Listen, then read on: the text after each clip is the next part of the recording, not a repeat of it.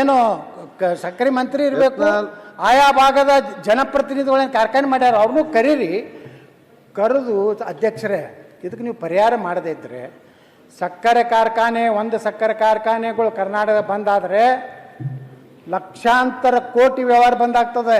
ಒಂದು ಪಂಚರ್ ಅಂಗಡಿ, ಕಿರಾಣಿ ಅಂಗಡಿ, ಬಂಗಾರ ಅಂಗಡಿ, ರೈತ ಅರ್ಬಿ ಅಂಗಡಿ ಎಲ್ಲರೂ ಅದ್ರ ಮ್ಯಾಗ ಡಿಪೆಂಡ್ ಅದಾರ. ಅಧ್ಯಕ್ಷರೇ, ನಾ ಕೈ ಮುಗಿದು ಮುಖ್ಯಮಂತ್ರಿ ಅವ್ರಿಗೆ ಕೇಳ್ತೀನಿ,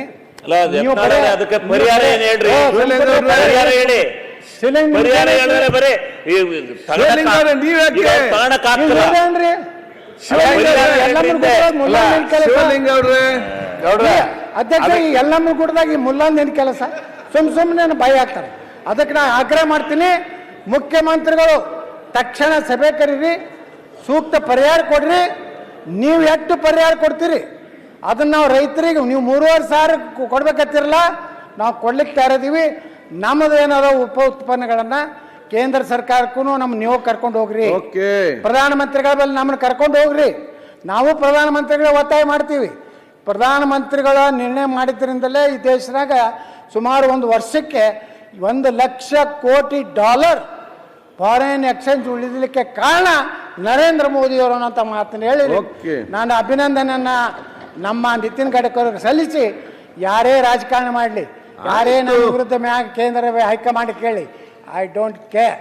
ನಾನು ರೈತರ ಪರವಾಗಿರ್ತೀನಿ, ಕಾರ್ಖಾನೆಗಳ ಪರವಾಗಿರ್ತೀನಿ, ಉತ್ತರ ಕರ್ನಾಟಕ ಪರವಾಗಿರ್ತೀನಿ, ಪರವಾಗಿರ್ತೀನಿ.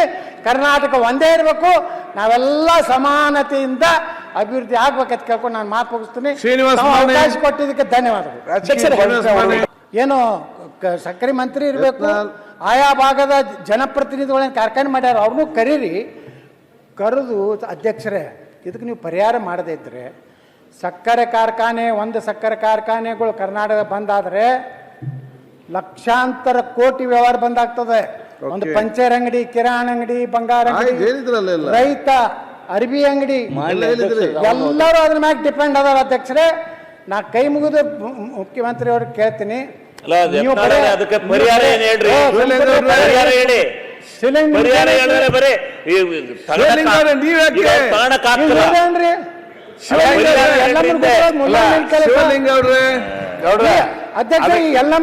ಈ ಮುಲ್ಲಂದೇನು ಕೆಲಸ? ಸುಮ್ಮನೆ ಬಾಯಿ ಹಾಕ್ತಾರೆ. ಅದಕ್ಕೆ ನಾ ಆಗ್ರಹ ಮಾಡ್ತೀನಿ, ಮುಖ್ಯಮಂತ್ರಿಗಳು ತಕ್ಷಣ ಸಭೆ ಕರೀರಿ, ಸೂಕ್ತ ಪರಿಹಾರ ಕೊಡ್ರಿ. ನೀವು ಎಷ್ಟು ಪರಿಹಾರ ಕೊಡ್ತೀರಿ ಅದನ್ನ ನಾವು ರೈತರಿಗೆ, ನೀವು 3,500 ಕೊಡ್ಬೇಕತ್ತಿರಲ್ಲ, ನಾವು ಕೊಡ್ಲಿಕ್ಕೆ ತಯಾರಿದ್ದೀವಿ. ನಮ್ಮದು ಏನಾದ ಉಪ ಉತ್ಪನ್ನಗಳನ್ನ ಕೇಂದ್ರ ಸರ್ಕಾರಕ್ಕೂ ನೀವು ಕರ್ಕೊಂಡು ಹೋಗ್ರಿ. ಪ್ರಧಾನಮಂತ್ರಿಗಳ ಬಳಿ ನಮ್ಮನ್ನು ಕರ್ಕೊಂಡು ಹೋಗ್ರಿ. ನಾವು ಪ್ರಧಾನಮಂತ್ರಿಗಳ ಒತ್ತಾಯ ಮಾಡ್ತೀವಿ.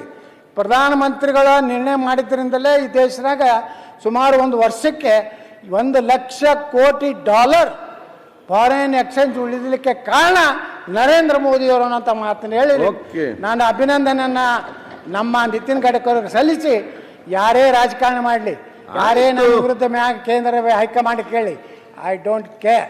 ನಾನು ರೈತರ ಪರವಾಗಿರ್ತೀನಿ, ಕಾರ್ಖಾನೆಗಳ ಪರವಾಗಿರ್ತೀನಿ, ಉತ್ತರ ಕರ್ನಾಟಕ ಪರವಾಗಿರ್ತೀನಿ, ಪರವಾಗಿರ್ತೀನಿ.